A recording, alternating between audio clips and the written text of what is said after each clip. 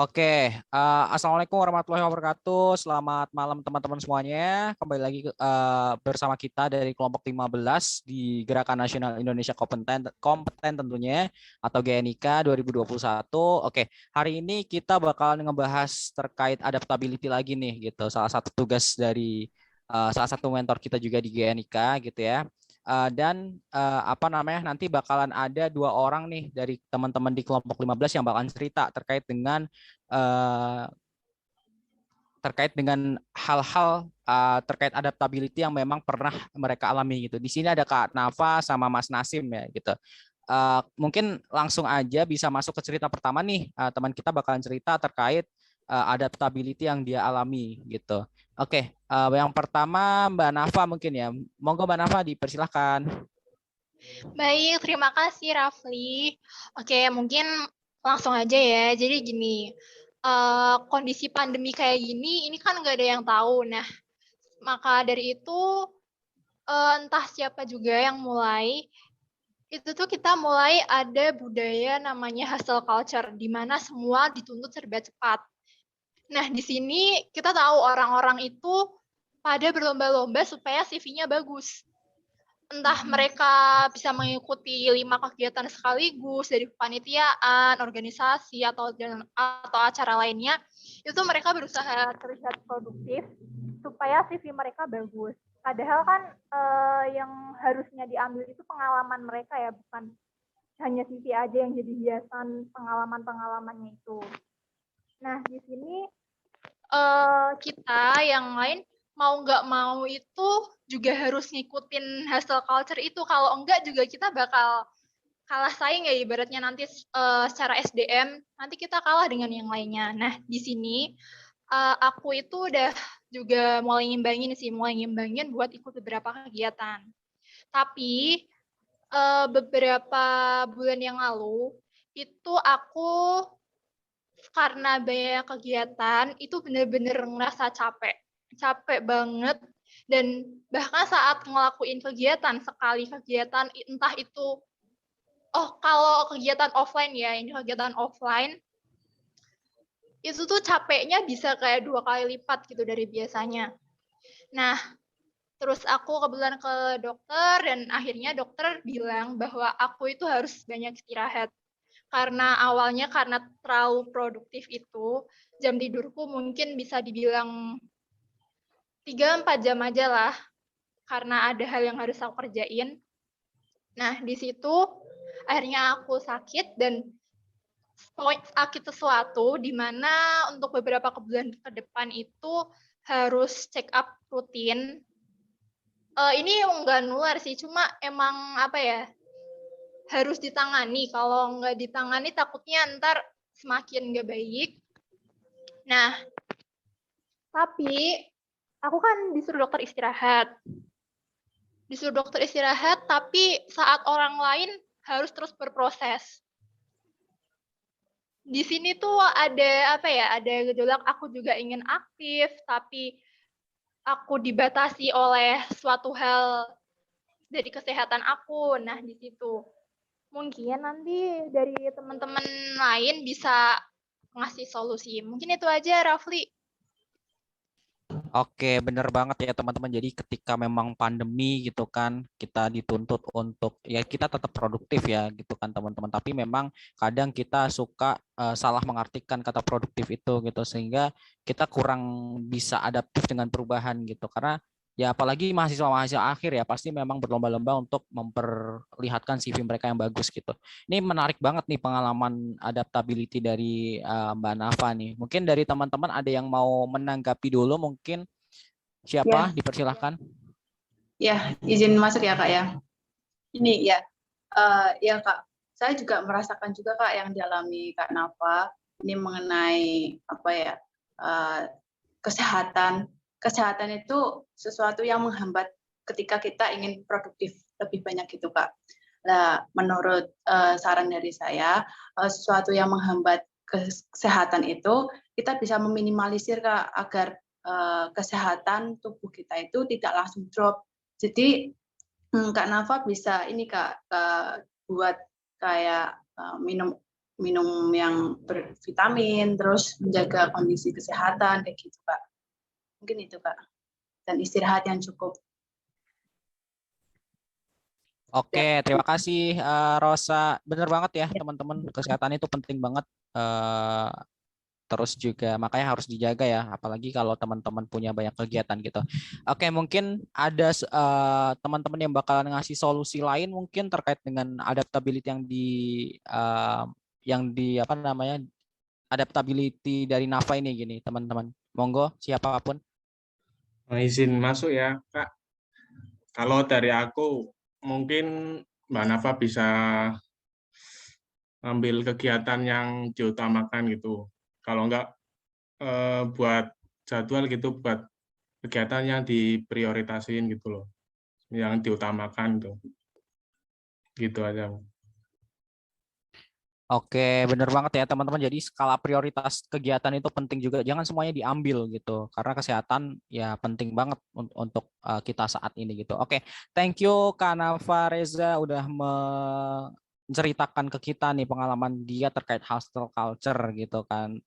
Dia adaptifnya dia seperti apa di masa pandemi seperti sekarang gini. Oke, yang kedua nih teman kita yang bakalan cerita itu ada Mas Nasim Argubi. Monggo Mas Nasim dipersilakan untuk cerita terkait adaptability yang di apa namanya yang Mas Nasim alami nih gitu. Silahkan. Terima kasih Mas Rafli. Jadi agak singkat aja ya. Jadi kan waktu itu saya sama teman saya ikut seminar atau bootcamp gitulah 7 hari. Ini case-nya offline ya di Kota Bogor. Nah kemudian itu kan acaranya rame dari berbagai macam universitas di Indonesia yang top-top lah. Kayak UI, TB, UGM, dan lain-lain lah. Nah di situ saya sama teman saya cuma berdua yang dari swasta dan dari Jawa lagi. Nah hal itulah yang ngebuat aku akhirnya insecure. Lihat mereka semua dari universitas top-top, UI, ITB, dan lain-lain, sementara aku dari universitas swasta lah gitu. Nah keinsecurean itulah yang akhirnya ngebuat aku susah untuk mulai komunikasi dengan mereka. Nah hal itulah yang ngebuat aku kira-kira sulit untuk adaptasi. Nah mungkin gitu aja sih Mas singkatnya. Mungkin ada tanggapan dari teman-teman sih. Itu.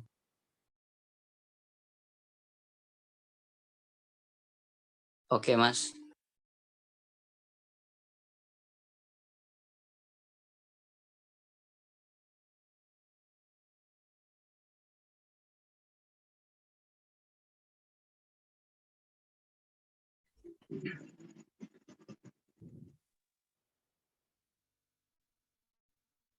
Oke, terima kasih Mas Nasim atas cerita yang udah di-share ke kita ya terkait dengan adaptability yang Mas Nasim alami gitu ya. Teman-teman boleh banget nih buat apa namanya mengutarakan pendapatnya juga nih tentang cerita Mas Nasim ini. Dipersilakan teman-teman siapapun.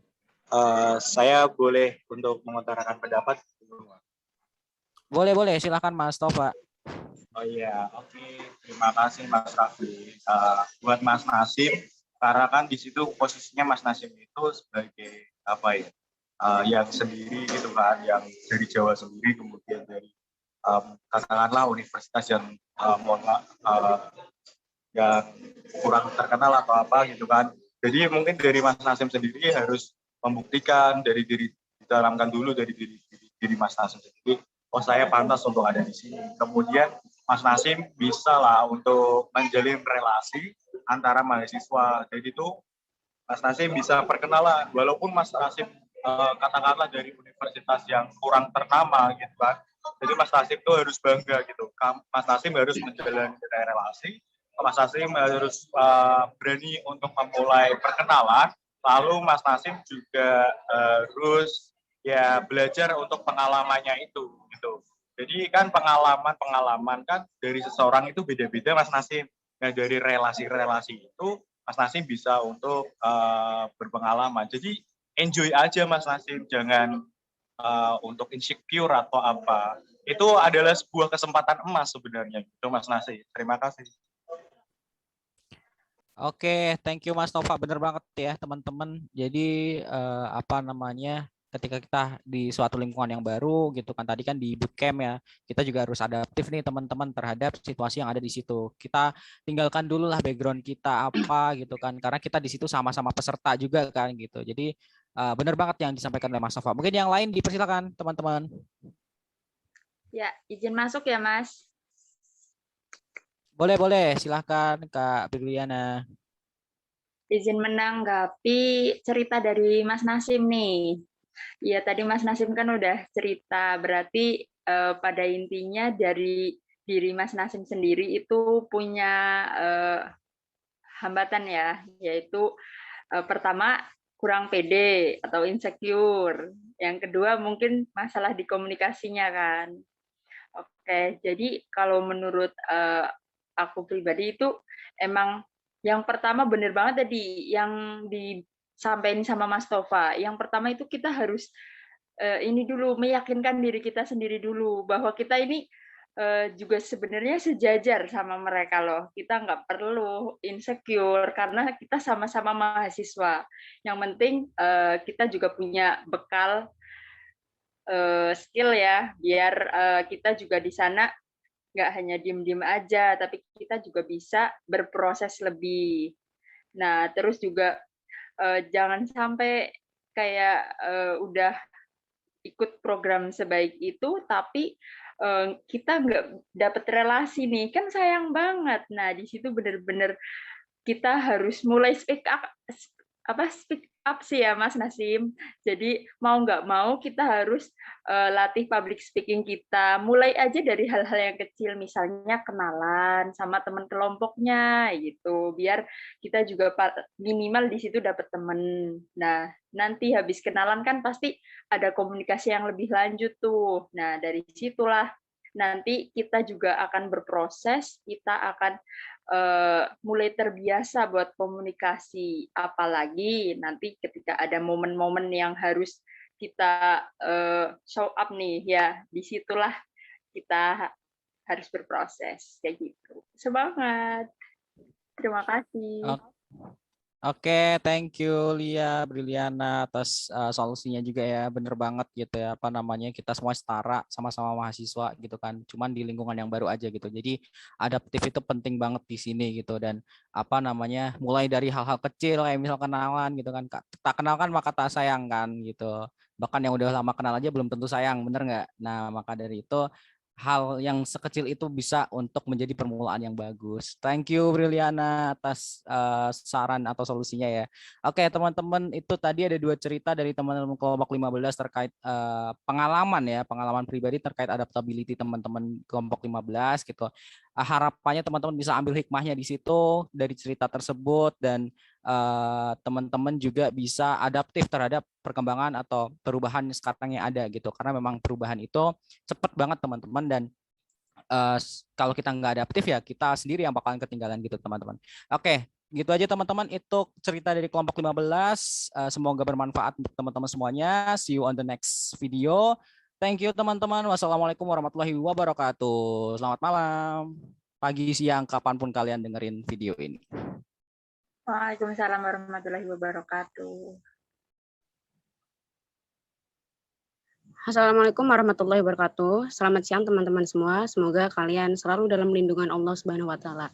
Baiklah, kali ini kita akan memaparkan hasil diskusi dari kelompok kami mengenai adaptability. Jadi nanti di dalamnya kami akan membahas mengenai pengalaman ataupun cerita dari teman-teman kami yang pernah mengalami kesulitan dalam hal adaptasi, kemudian solusi, dan juga apa-apa aja yang menghambat adaptability ini.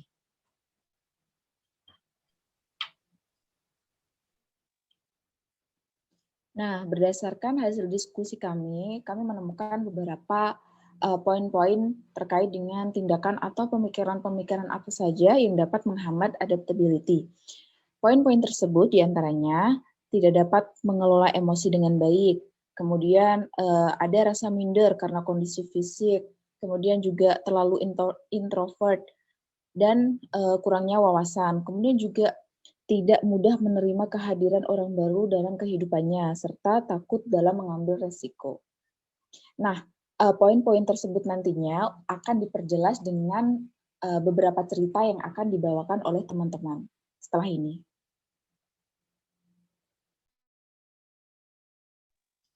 Oke, masuk ke cerita yang pertama, yaitu tidak dapat mengelola emosi dengan baik.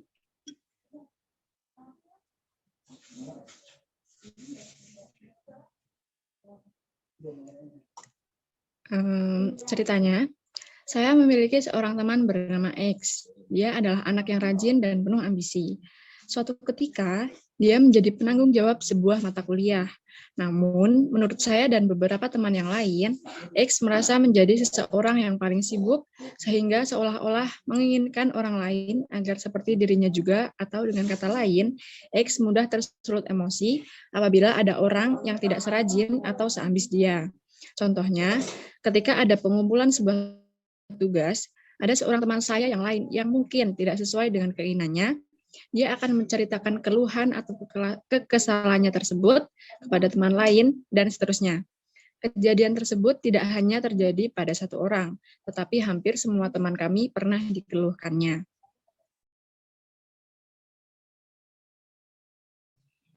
Dari cerita tersebut, solusi yang dapat dilakukan untuk si X yang pertama adalah sadar akan kapasitas setiap orang berbeda.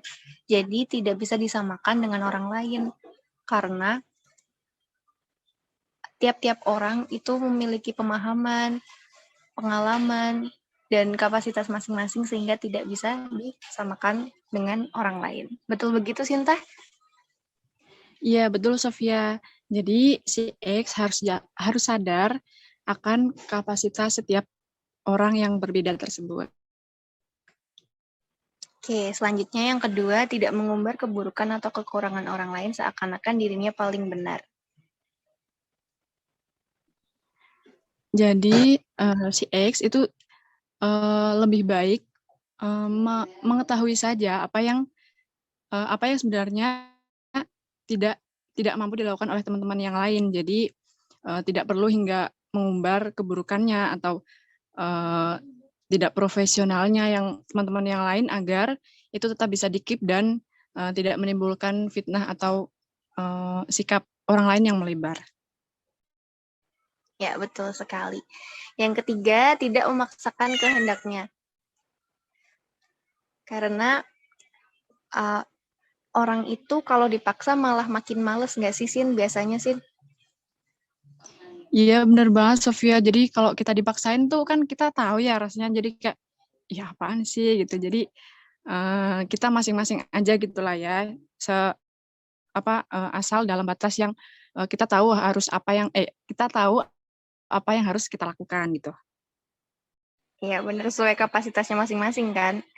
Nah, yang nomor 4, Iya, berusaha ya. mengatur emotional resilience dengan lebih baik. Jadi si X ini harus bisa mengontrol emosinya agar nggak mudah tersulut lagi gitu. Karena gara-gara teman yang lain nggak sesuai sama dia jadi emosi, jadi kesel, jadi gibah gitu ya, kalau bahasanya gibahin orang lain. Jadi dia harus bisa mengatur dirinya sendiri sebelum dia mengatur orang lain gitu. Ya, betul. Berarti kalau dalam adaptasi itu harus butuh emosi yang stabil ya, Sinta, karena kita di lingkup orang yang berbeda dengan kita, dengan kebutuhan dan kemampuan masing-masing. Jadi kontrol emosi itu sangat penting, betul kan? Betul banget, Sofia. Oke, selanjutnya ada cerita kedua nih. Oke, nah cerita yang kedua, poin yang dapat menghambat adaptability yakni minder karena kondisi fisik. Nah, berikut ceritanya. Berikut ini adalah sebuah cerita yang pernah dialami oleh teman Andri yang bernama Budi. Nah, Budi ini merupakan anak yang kreatif sebenarnya, namun ukuran badannya termasuk kecil. Dia pun heran padahal yang ia makan termasuk makanan yang bergizi. Dan bila dibandingkan dengan pola olahraga saudara sepupunya, dia termasuk yang lebih giat.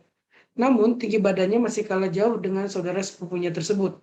Saat masuk di bangku sekolah menengah pertama, ia melihat sekelilingnya dan menilai ukuran tubuh tiap anak yang satu angkatan maksudnya. Nah, Budi menyimpulkan bahwa dialah yang terpendek di kalangan laki-laki. Dia pun mulai kurang percaya diri dan khawatir. Apa jangan-jangan dia akan dibully lagi sama seperti saat ia di bangku SD. Nah, singkat cerita, masa orientasi siswa pun telah selesai. Dan yang ia khawatir pun terjadi. Ya, walaupun mungkin cara pendekatan teman-temannya supaya saling akrab adalah dengan saling menyindir ataupun mengolok-olok, bagi Budi hal itu adalah suatu keadaan yang kurang nyaman. Budi cenderung belum memiliki mental yang kuat. Ia cenderung mendam rasa kecewa dan perasaan yang ingin meledak-ledak. Ditambah lagi, kaum perempuan yang lebih terbuka dan tertarik menjalin hubungan canda tawa dengan laki-laki selain Budi. Budi pun menjadi siswa yang cukup pendiam dan kadang bertingkah aneh. Hanya demi mendapatkan perhatian teman-temannya, namun sebaliknya, teman-temannya malah cenderung memandang Budi adalah anak yang susah diajak bersosialisasi dan terkesan berperilaku aneh. Nah, Budi kehilangan berbagai kesempatan untuk mendapatkan teman-teman barunya dengan bertingkah seolah dirinya bagaikan orang yang menghibur gitu, yang ingin terus mendapatkan perhatian temannya justru menjadi blunder kepada dirinya sendiri. Nah, usaha untuk mendapatkan tinggi yang ideal pun sebenarnya sudah ia lakukan, bahkan dengan dibantu dengan mengkonsumsi obat peninggi badan pun, namun tetap tidak bekerja. Yang ada hanyalah rasa sakit di bagian perut setelah mengkonsumsinya. Kemudian adaptasi menjadi hal yang paling sulit dilakukan Budi dalam menjalin suatu hubungan. Menyendiri adalah satu kunci bagi Budi untuk mendapatkan ketenangan. Nah, berikut adalah solusi yang kami berikan terhadap cerita tersebut.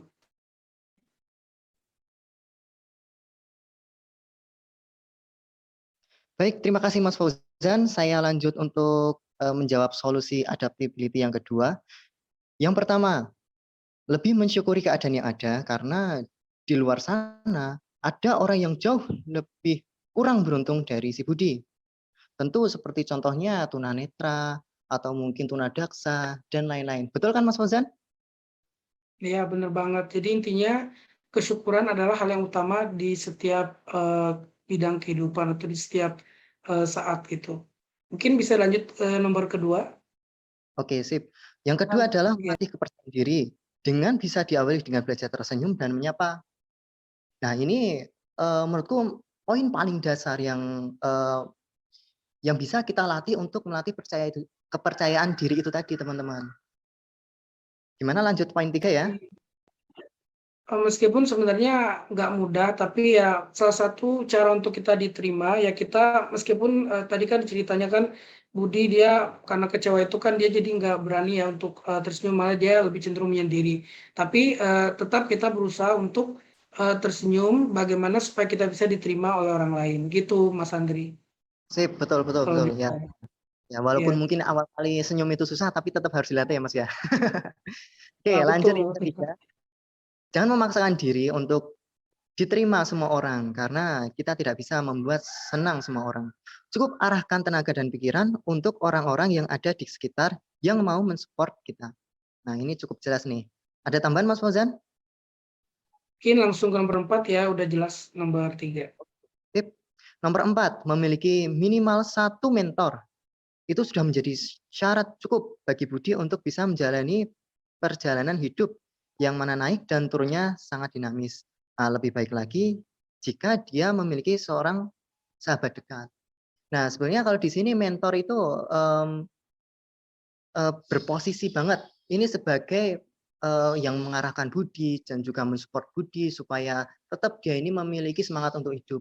Apalagi kalau ada sahabatnya nih. Kalau misalnya ada sahabat, apalagi mungkin pacar mungkin ya yang bisa kasih semangat untuk si Budi untuk terus bisa semangat.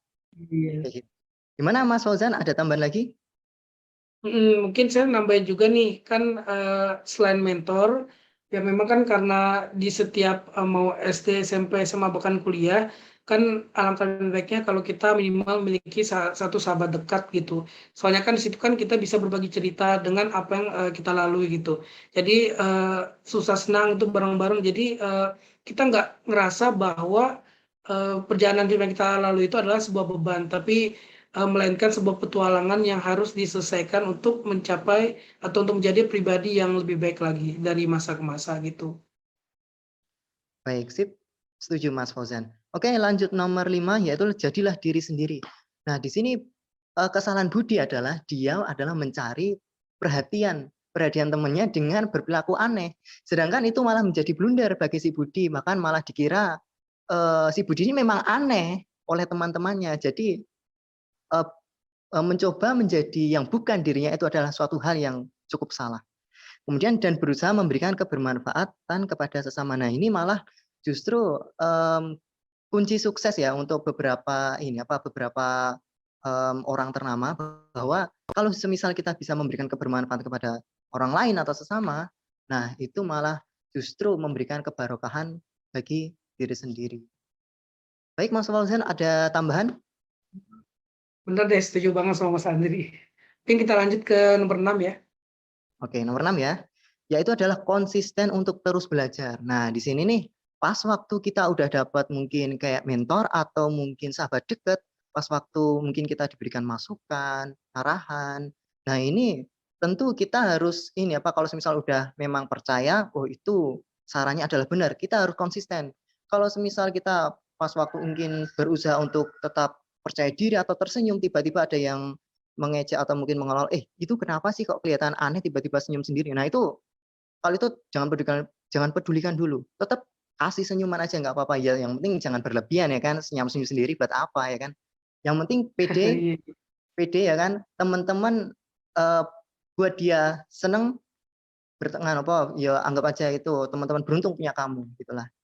Jadi gimana Mas Fauzan, ada tambahan? Ya, jadi benar ya. Jadi dari kita tetap konsisten tuh perlu gitu. Meskipun kita melakukan kebiasaannya sedikit-sedikit, itu kan mencoba untuk tersenyum ataupun saran-saran yang diberikan mentor tuh gak apa-apa gitu, dilakuin dulu sedikit-sedikit. Nah, nanti dari sedikit-sedikit itu karena kita konsisten, nah nanti bisa jadi sebuah kebiasaan yang baik gitu. Oke, mungkin cukup Mas Andri. Kalau sudah mungkin kita lanjutkan ke cerita berikut. Sip, mantap Mas Fauzan. Monggo dilanjut. Oke, baik. Selanjutnya akan kita lanjutkan ke cerita yang ketiga. Akan disampaikan oleh rekan-rekan kami. Ikut.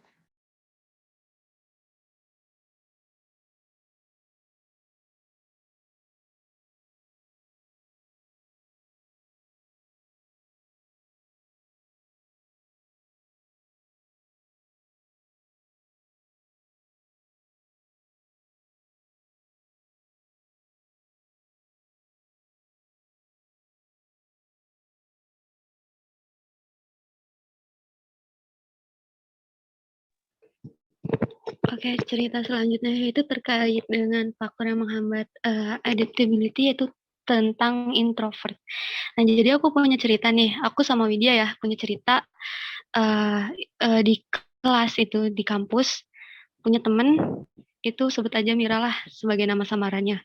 Nah, dia ini dari awal masuk sampai sekarang itu emang anaknya tuh diem, nggak banyak ngomong, dan sekalipun kalau misalkan ngomong tuh hanya seperlunya aja. Jadi anak-anak kelas tuh beranggapan bahwa dia tuh emang introvert gitu kan. Kalau rutinitasnya sendiri tuh kayak anak-anak normal pada umumnya sih, kayak datang ke kampus, pulang ke rumah, terus ya kayak gitu aja sih seperti anak normal lain. Tapi kebiasaannya ini yang kayak kita sebagai anak-anak lain, anak kelas lain kayak ngerasa aneh gitu. Misalnya dia tuh kayak ngerasa selalu menyendiri, terus anti keramaian, pendiam, pemalu, serta kayak kurang punya keberanian gitu untuk komunikasi duluan ke orang lain, apalagi ke teman-teman kelasnya sendiri.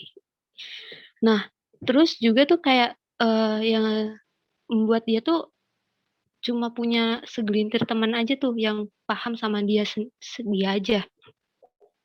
Terus di kelas pun dia itu kayak cenderung lebih kayak menyimak penjelasan dari dosen maupun dari teman-teman lain. Terus apa ya, Wid? Ini ya, Wid ya, kayak anaknya tuh kalau misalkan kerja kelompok juga tuh agak sulit ya, Wid ya? Bener nggak, Wid? Iya, lebih terkesan diam dan menyendiri. Jadi kayak susah bergaul banget ya? Iya, betul. Jadi kesulitannya tuh kayak gitu sih kalau misalkan ada kelompok gitu kan, kayak dia tuh ngerasa sulit banget buat adaptasi atau punya rasa yang nggak nyaman gitu untuk menghadapi situasi yang baru, apalagi untuk menyampaikan sebuah argumen di depan banyak orang, karena dia tuh ngerasa bahwa dia tuh melakukan aktivitasnya itu eh, lebih nyaman tuh ketika sendiri ketimbang harus bersama-sama sama orang lain gitu. Nah, menurut kamu nih, Wid, solusinya tuh terkait dengan cerita ini tuh bagaimana sih, Wid? Terkait dengan orang-orang introvert kayak gini buat bisa beradaptasi gitu. Mungkin untuk solusi yang pertama, itu kita itu jangan mengatakan bahwa dia itu seorang pemalu di depan orang banyak. Karena itu akan membuat dia itu merasa tersudutkan dan malah akan semakin takut tuh kalau misalkan bertemu orang lain. Jadi kayak kita tuh semakin minder kalau misalkan kita udah ngejudge dia sebagai anak pemalu. Biasanya kan seperti itu ya. Dan Ya, benar untuk banget tuh.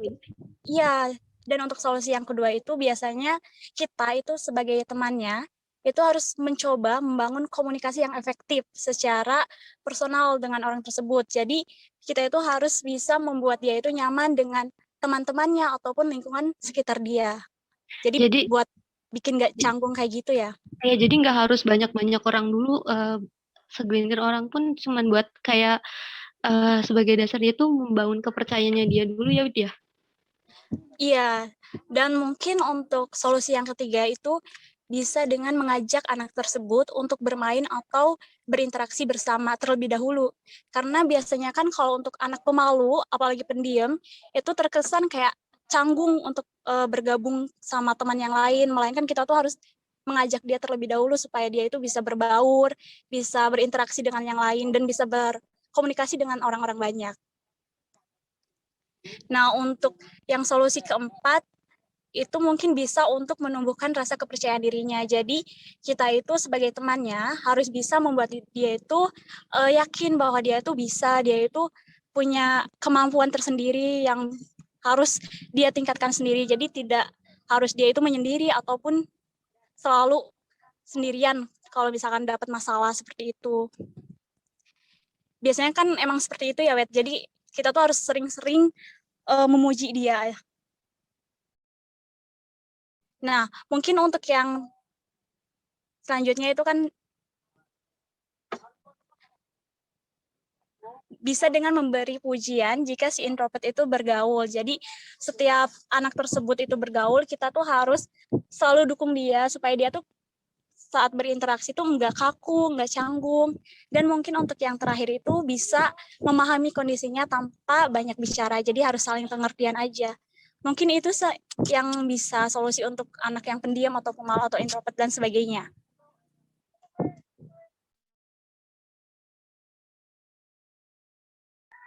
Nah, cerita selanjutnya itu bisa disampaikan oleh teman-teman yang lain.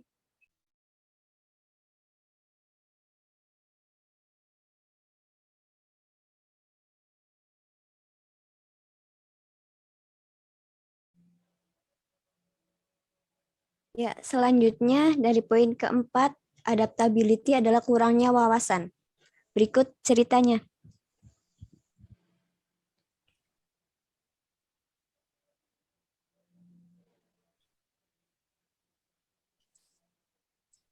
Ceritanya itu ada seorang siswa SD sebelum pandemi COVID-19, dia adalah murid rajin berangkat ke sekolah dan mengerjakan tugas sekolah dari gurunya. Setelah terjadinya pandemi di Indonesia, untuk meminimalisir terjadinya penyebaran COVID-19, sekolah melaksanakan kegiatan belajar di rumah atau tidak tatap muka. Setiap hari gurunya memberikan tugas lewat chat WA dari HP ibunya dan dikumpulkan setiap 1 minggu sekali untuk dinilai. Juga tidak semua siswa-siswi diberikan pinjaman buku lengkap. Nah, kan sekarang Indonesia sedang pandemi nih, pasti di setiap sekolah juga kan punya sistem yang beda-beda. Kalau kamu gimana, Ir? Aku hampir sama sih kayak kamu, Zak, karena di tempatku pun juga mengalami hal yang sama gitu. Kalau di kamu lebih detailnya gimana permasalahannya? Ya, jadi tuh kan karena pandemi, nah siswa ininya nih kadang tuh males ngumpulin tugas. Nah, terus juga kalau ada yang susah tuh ditinggalin tuh. Terus juga kan guru di sana juga mungkin karena terbatas waktu ya. Jadi cuma 1 jam dari kelas 1 sampai kelas 2 dari jam 8 sampai jam 9 gitu sih. Oh, berarti kayak ada pengurangan jam pelajaran juga ya? Iya. Nah, terus juga Sebenarnya kalau misalkan kamu mau nerusin ceritanya dulu? iya. Oke, lanjutin dulu Jeda. Nah, akibatnya banyak materi yang tidak tersampaikan dengan baik. Dia menjadi malas belajar dan terkadang ada tugas yang sengaja ditinggalkan karena merasa kesulitan dalam mengerjakan. Juga mudah sekali lupa dengan tugas yang diberikan gurunya karena terlalu lama di rumah membuatnya cepat bosan sehingga meluangkan waktu banyak untuk main games daripada belajar. Oke. Nah, kalau dari cerita yang aku dengar dari kamu nih Zak, kayaknya tuh kita nggak bisa kasih solusi hanya untuk misalnya untuk gurunya aja, untuk siswanya aja, tapi kita harus bisa kasih solusi untuk baik gurunya, siswanya, juga orang tuanya. Karena kalau semuanya nggak dikasih apa ya, kayak masukan, itu juga sama aja nggak sih kalau hanya salah satu aja? Iya, benar juga. Terus juga kan setiap manusia kan pasti ada kekurangan sama kelebihannya juga sih. Iya, nah kalau saran dari aku ini ya, kalau untuk dari sisi gurunya itu seharusnya selain memberikan tugas, itu juga ada kalanya guru juga menjelaskan secara lebih rinci lagi, kayak mengecek tugas-tugasnya si murid, apakah yang dikerjakan ini sudah benar atau salah. Kemudian juga harus cross-check lagi nih, sebenarnya dari tugas-tugas itu tuh murid-murid tuh benar-benar paham nggak sih dikerjakan di rumahnya, atau malah yang mengerjakan itu orang tuanya. Biasanya kan gitu ya, selama COVID-19 tuh seringnya. Iya, benar. Ponakan aku juga sering gitu sih. Kadang tuh banyakan minta bantuan ke orang tuanya tuh. Iya, dan kalau bisa tuh guru jangan hanya memberikan perintah kayak siswa itu harus melihat materi dari video ini, tapi juga harus ada pengantarnya biar dari siswa-siswanya itu jauh lebih paham lagi gitu. Iya, Nah, kalau untuk dari siswanya sendiri tuh kayaknya lebih ke motivasi diri gitu deh ya. Iya. Karena kalau misalkan ketika gurunya juga udah memberikan pemahaman, kalau dari siswanya sendiri nggak ada motivasi untuk belajar juga sama aja.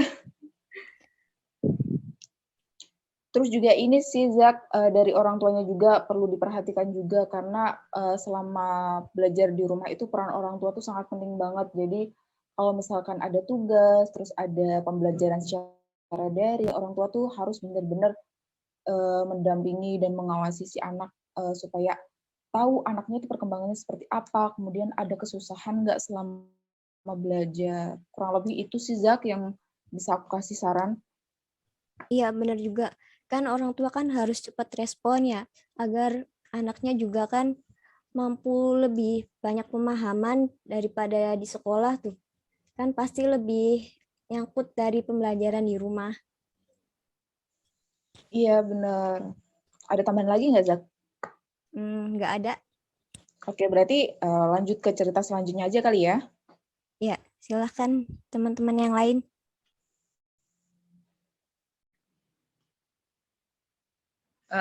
Kemudian untuk pikiran ataupun perilaku yang menghambat adanya adaptability, yaitu salah satunya tidak mudah menerima kehadiran orang baru dalam hidupnya.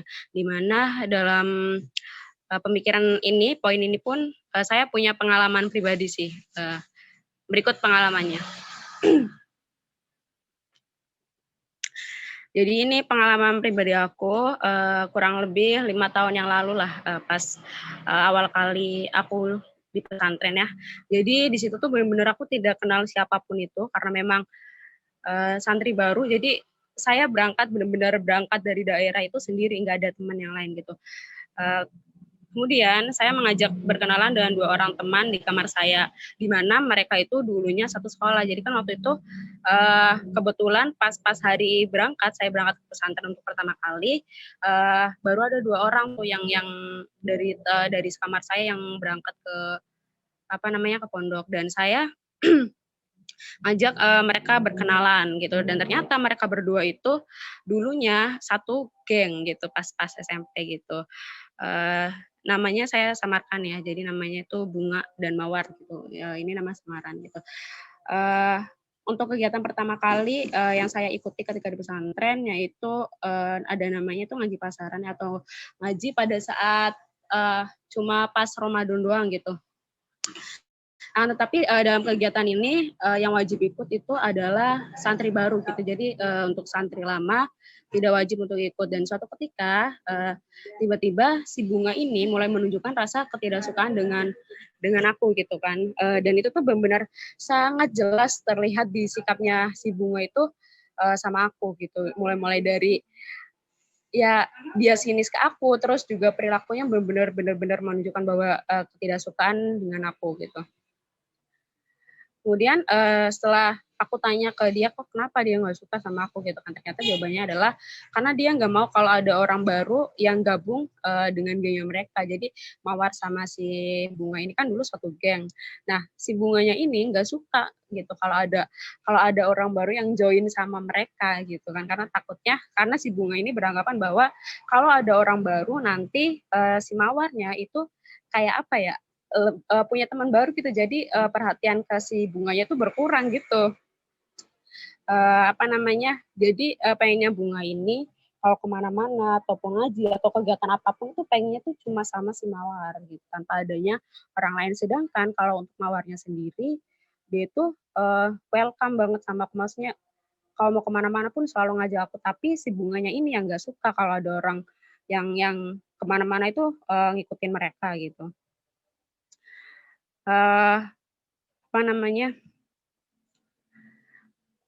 Jujur dengan adanya sikap si Bunga ini yang begitulah sama aku gitu kan, ketidaksukaan, dan dia tidak bisa menerima aku untuk aku bisa bergabung dengan mereka, jujur ini sangat-sangat menghambat adaptasi aku ya pas awal-awalan di pesantren itu, karena memang aku maksudnya mereka teman sekamar aku, otomatis mereka itu yang nantinya bakalan jadi salah satu teman terdekat aku, karena ya kita bakalan ngapa-ngapain bareng, tidur bareng, makan bareng, pokoknya kegiatan mesti kita bakalan bareng karena kita tuh satu kamar gitu kan. Tapi si Bunga ini malah nggak suka sama aku. Kemudian singkat cerita, kami para santri lama ataupun baru ya berangkat kembali ke pesantren setelah Idul Fitri, dan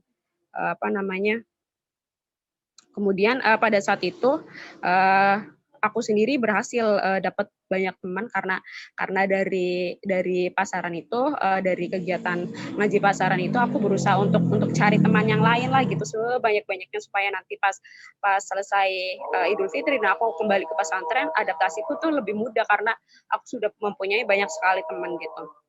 Sedangkan Bunga hanya punya teman Mawar aja gitu, karena itu tadi si Bunga itu tidak mau punya tidak bisa menerima orang baru lah gitu kan, karena pengennya tuh sama Mawar aja udah nggak mau sama orang lain gitu. Dan dari situ si Bunga mulai mendekati aku dan juga menunjukkan sikap yang baik ke aku. Kenapa? Karena si Mawarnya sendiri itu kan lama-kelamaan jadi risih ya, karena kenapa sih aku tuh pengen tuh sama yang lain gitu, kenapa harus maksudnya bunga lagi, jadi nggak punya teman yang lain lah gitu. Kalau Mawarnya anggapnya seperti itu, tapi kan kalau Bunga pengen terus sama Mawar gitu lah. Kemudian ada beberapa solusi yang aku yang aku sudah jalankan gitu kan, sehingga akhirnya aku bisa beradaptasi dan lolos gitu kan menghadapi ujian itulah. Yang pertama solusinya, aku selalu berpikir bahwa teman aku tuh bukanlah cuma dia gitu kan, dan aku pun yakin bahwa suatu saat dia itu bakalan yang ngedeketin aku duluan gitu. Jadi memang pas awal-awalan tuh kayak aku selalu ngebatin bahwa kok kenapa sih dia tuh nggak suka sama aku gitu kan, aku salah apa gitu kan, apalagi aku orangnya jujur kalau ada orang yang nggak suka sama aku kayak overthinking gitu kan, kok kenapa ya nggak suka sama aku gitu.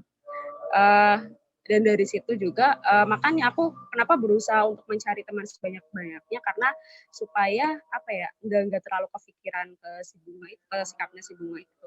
Dan aku pun yakin bahwa si Bunga ini suatu saat bakal ngedeketin aku duluan gitu, karena kita yang namanya makhluk sosial pasti membutuhkan satu sama lain, apalagi aku dan Bunga sekamar.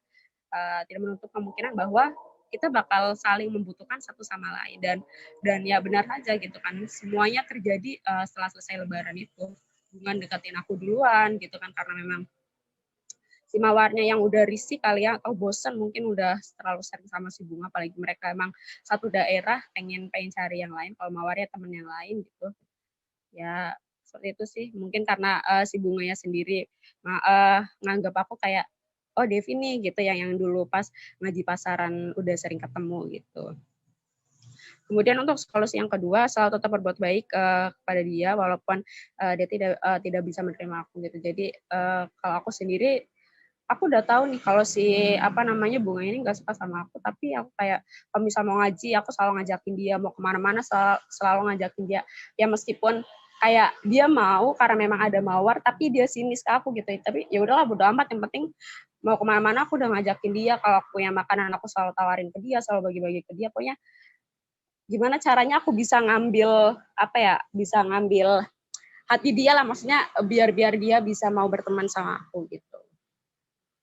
Kemudian untuk solusi yang 3, memperbanyak teman yang selain dia gitu kan, karena yang aku jelasin kayak solusi yang pertama tadi, memang karena aku udah punya pemikiran bahwa teman aku bukan cuma dia kan ya, dan buat aku sendiri jujur punya teman di pesantren, apalagi pas awal-awal itu sangat sekali membantu, karena memang adanya support system kan, apalagi kita jauh dari keluarga, jadi teman udah seperti keluarga sendiri gitu kan, sangat penting sekali support dari teman-teman itu. Makanya kenapa aku selalu mencari teman yang sebanyak-banyaknya.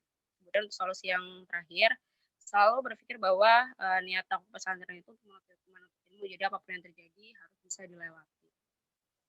Seperti halnya kayak tadi tuh sikapnya si Bunga itu kayak tadi tuh, pas awal-awal kan memang aku selalu kepikiran gitu kan, tapi balik lagi aku niat berangkat itu untuk cari ilmu, untuk bikin bangga keluarga gitu kan, bukan untuk cari teman, yang memang iya untuk cari teman, tapi itu bukan tujuan utama aku ke pesantren gitu. Jadi ya alhamdulillah dengan adanya aku punya pemikiran seperti itu, aku bisa melewati itu semua, dan ya semuanya to be better.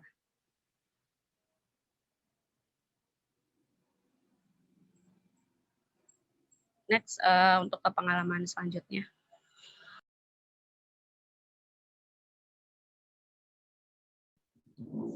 Iya, untuk pengalaman selanjutnya itu pengalaman dari aku sendiri waktu minggu-minggu kemarin tuh. Jadi pengalamannya tuh seperti yang dipaparkan. Selanjutnya, Kak.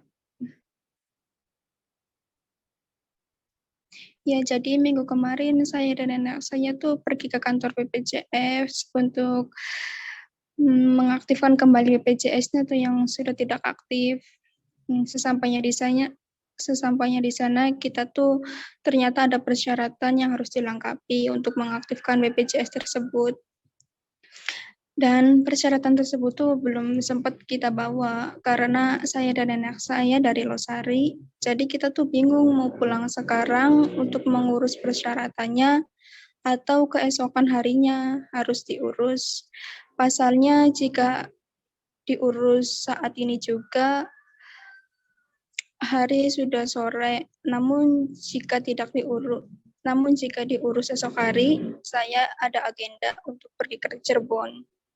Akhirnya diputuskanlah kita untuk pulang terlebih dahulu dan persyaratan BPJS dilengkapi esok hari. Akan tetapi karena kurangnya informasi dan adanya rasa takut untuk bertanya, jadi ada lagi tuh persyaratan yang belum kita lengkapi, yaitu mengambil surat pengantar dari desa dan cap serta tanda tangan dari pihak kecamatan serta cap dan tanda tangan dari Dinsos bagian dari Dukcapil. beserta fotokopi KK dan KTP dari anaknya nenek saya. Akibat dari ketidakberanian dalam bertanya tersebut, saya harus berulang-ulang kali pulang pergi ke satu tempat ke tempat yang lain untuk memenuhi persyaratan pengaktifan BPJS nenek saya tersebut. Ya, solusinya. Nah, dari permasalahan yang sudah dipaparkan oleh Nur tadi, beberapa solusinya itu yang pertama, kita harus mencari informasi terlebih dahulu nih, apa-apa saja yang kita butuhkan untuk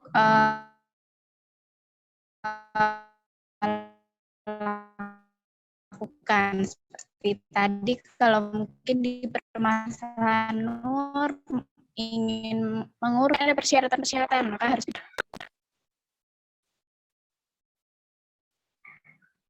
Oke, nah selanjutnya solusi yang kedua yaitu jangan malu untuk bertanya kepada siapapun dan dimanapun. Seperti ada pepatah kan ya yang mengatakan malu bertanya maka sesat di jalan. Nah seperti Nur dan neneknya tadi karena malu bertanya maka ada resiko-resiko lain yang lebih besar yang ditanggung yaitu pulang pergi ke satu tempat dari satu tempat yang lain. Di mana akibat dari hal tersebut akan menimbulkan melebarnya memakan waktu dan juga memakan biaya yang lebih besar. Kemudian yang selanjutnya adalah selalu sabar bahwa semuanya itu butuh proses dan harus menaati setiap peraturan yang telah ditetapkan. Seperti itu.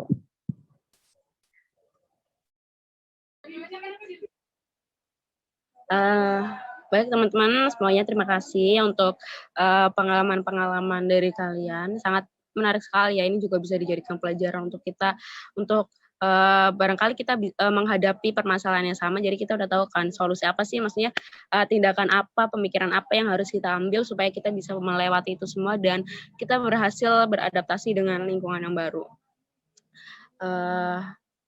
Saya mohon maaf sebagai moderator barangkali ada salah kata.